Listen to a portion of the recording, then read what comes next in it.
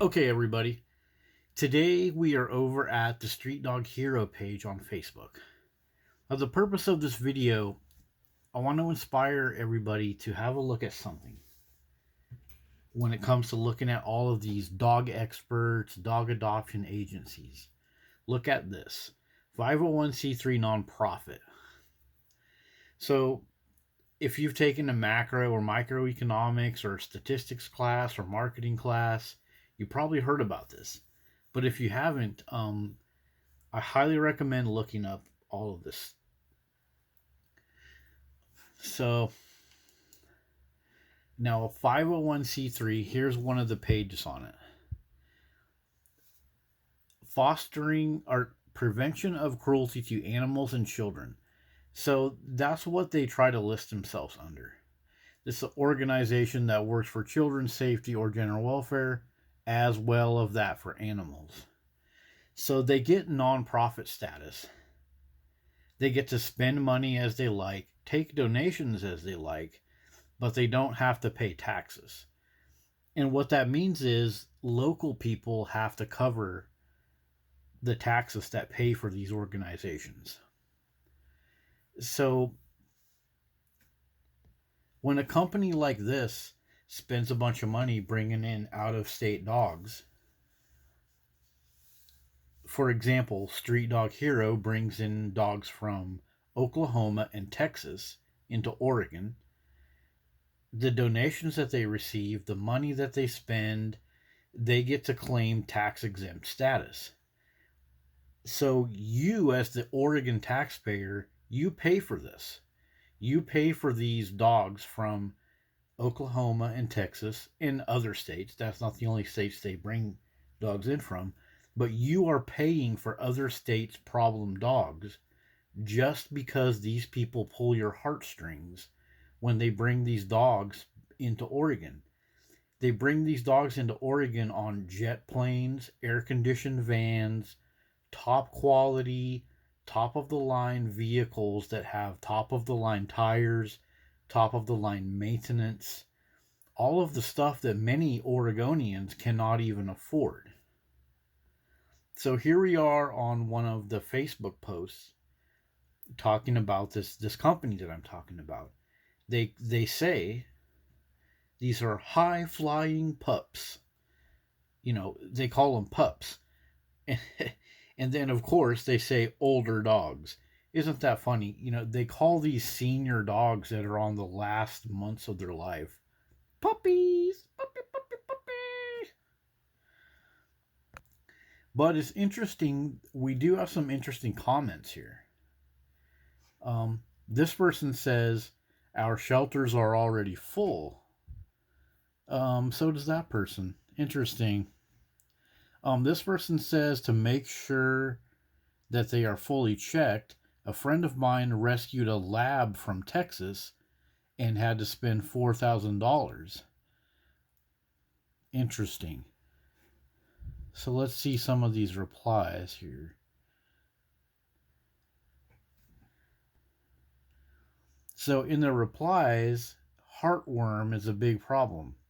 So these dogs that are coming into Oregon from other states, they have heartworm and other things. Heartworm. So this is what I'm talking about. As an Oregonian, you are being forced to pay taxes for all of these out of state dogs from Texas, Oklahoma, and other states. Meanwhile, you have disabled veterans that have to wait a month just to get an appointment. You have homeless people that can't even get like an average meal to eat so that they can at least think properly.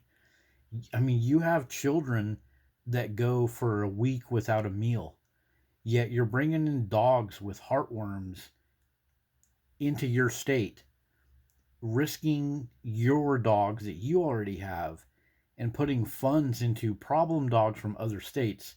Meanwhile, the humans in your state go hungry, go without education, go without housing, and go without shelter. Some of the comments.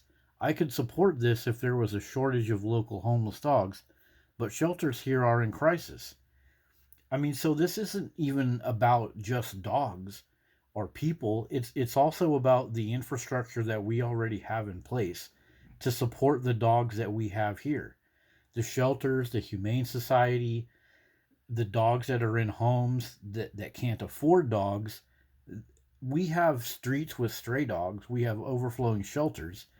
And like this person says, and many other people say, we already have a problem with dogs here in Oregon. We don't need to be bringing in sick dogs from other states. This person says that area should be examined to see if people are spaying and neutering their dogs. Yeah, these dogs that they bring in from other states, they're not being spayed and neutered. They're being propagated at an alarming rate. Those states cannot deal with their dogs. So Oregon is bringing in problem dogs for us to deal with. And this even creates a political argument. Like this person says, why is it the blue states always have to take care of the red states? It's not about a blue and red state, it's about a dog problem. Like, some of these dogs come from Texas, and Texas has the border crisis, yet Texas puts dogs across their border. these we are not taking care of dogs. We're sacrificing our citizens. This person says, "Oh, we're taking care of dogs." No, we're not. We're bringing more dogs over here. Dogs that will also end up being strays. Dogs that will also end up getting hit by cars or being part of accidental litters. In the end, we're sacrificing our humans to make these nonprofit organizations look good. And our taxes get raised and we pay more and more money to help more and more dogs. And then more and more dogs come in from other states. It's not economically viable for humans or dogs or anything.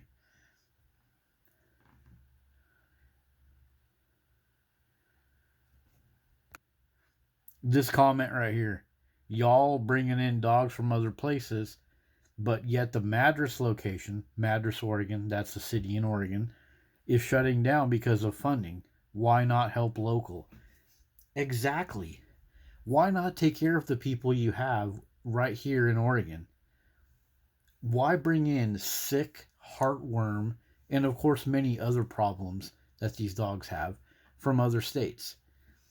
And I mean, that's great. If you want to help dogs, it's fine. But these organizations that you guys think are so freaking great, they are tax shelter organizations.